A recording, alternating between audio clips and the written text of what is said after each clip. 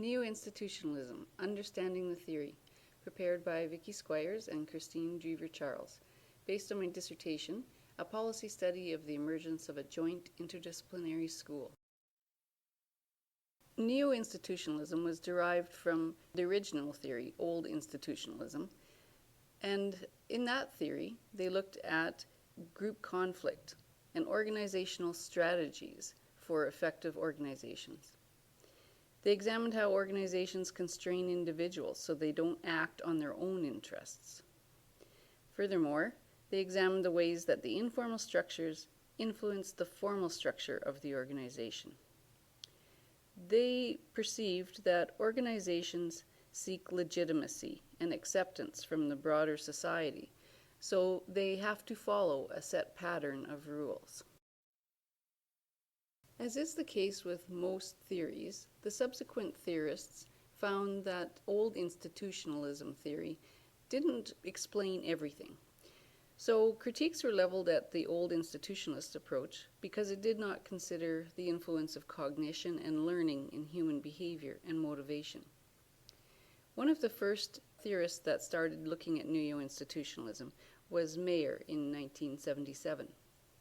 From there, several theorists have expanded on his work, including Mayer and Rowan in 1991, and Rowan and Miskell in 1999, but especially Powell and DiMaggio, whose first theory was established in 1991, led to the development of neo-institutionalism. There are several key elements to neo-institutionalism.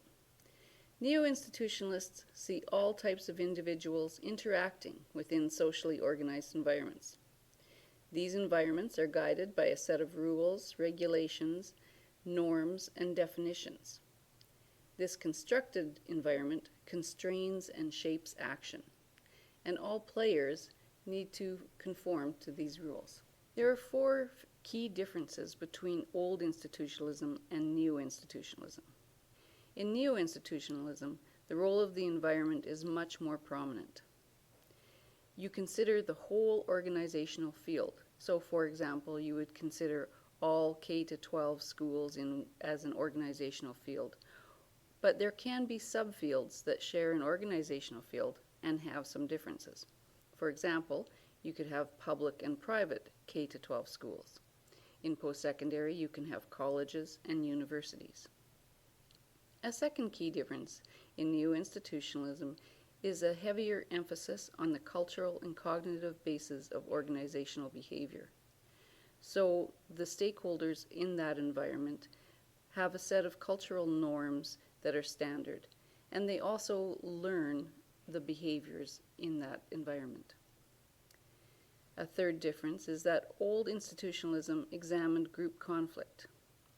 Neo-institutionalism, on the other hand, emphasizes stability of organizations as necessary to protect legitimacy. The fourth key difference is that old institutionalism considers the informal interactions within the organizations. Neo-institutionalism, on the other hand, looks at interorganizational interaction and the formal structures in the environment. Further examination of these four key differences show you that in old institutionalism, looking at the role of the environment, they believe that organizations are embedded in communities. These organizations are affected by personnel loyalties and interorganizational treaties. New institutionalism, on the other hand, concentrates on non-local environments, so whole organizational sectors or fields. More of a macro look at the environment. The basis of the behavior, if you're using old institutionalism, are the socialization processes and internalization of organizational values. Neo-institutionalists believe that the cultural and cognitive bases of learning behavior are at play. So learning theories explain why people act certain ways in organizations. There are different cognitive models, and attribution theory comes to play here, where you're ascribing behaviors to particular environments. Old institutionalism looks at conflict and change by analyzing the group conflict and the organizational strategies used to address those conflicts. Neo-institutionalists believe in the legitimacy of the organization being based on persistence, stability, and continued order. And so any kinds of actions are meant to keep in that same stable environment. The focus of analysis in the old institutionalism is the informal interactions within the organization, whereas neo-institutionalists look at interorganizational interactions and the formal structures. The policies, practices, procedures all come to play, but also looking at the whole organizational field, what the environment is doing to, say, the whole sector of education.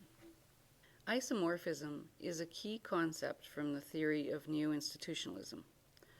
Organizations want security and legitimacy. They can be perceived as legitimate if they adopt the predominant structures and ways of interacting as the other organizations in the same field.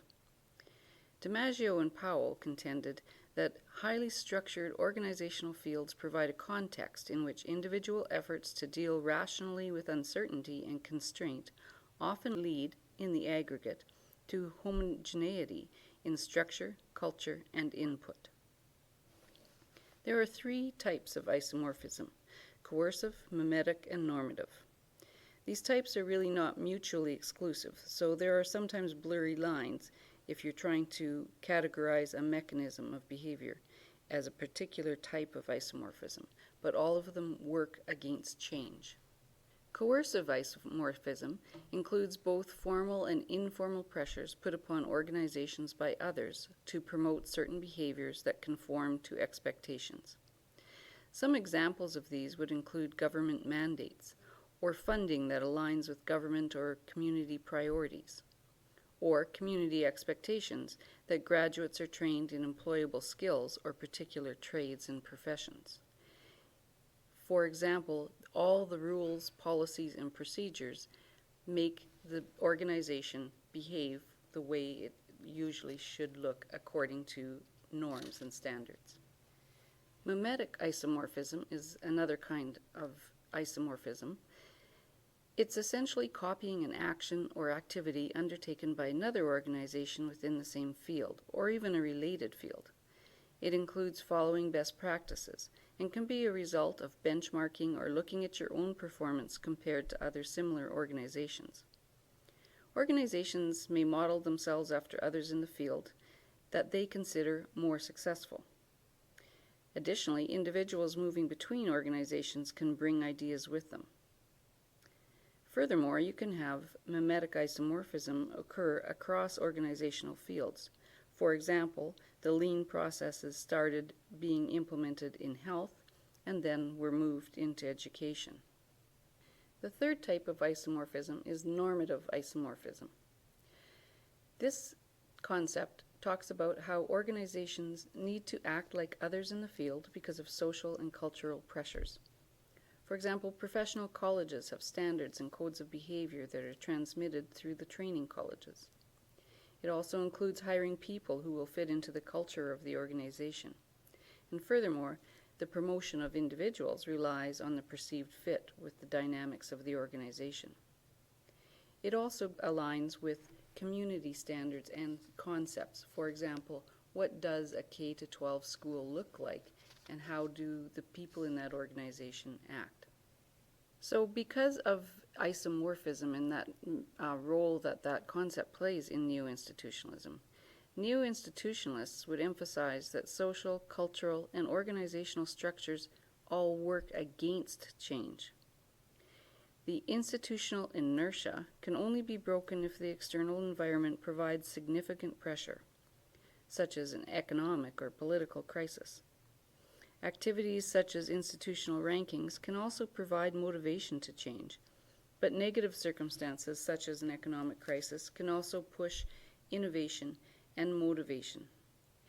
If we look at the educational organizational field of K-12, we can find some examples.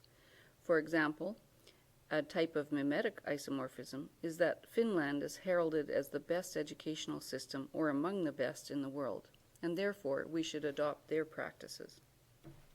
Coercive isomorphism shows up through the provincial ministries of education that set the curricular agenda, and they set the standards that must be met. Their funding policies also push school divisions to act in certain ways. Normative isomorphism is evident really in the structure of schools themselves. They run from approximately 9 o'clock to 3:30 from Monday to Friday, and they have many structures left over from the Industrial Revolution, such as bells to signal breaks, desks in ordered rows, and minutes spent on each subject. When we look at universities and the post-secondary organizational field, we can see that neo-institutionalism is evident. For example, to this point, universities continue to emulate previous structures dating all the way back to 1200 AD. A university looks and acts much the same. Innovation needs to push back against mental models of what universities look like, as well as government and general society defining what graduate outcomes the university should provide.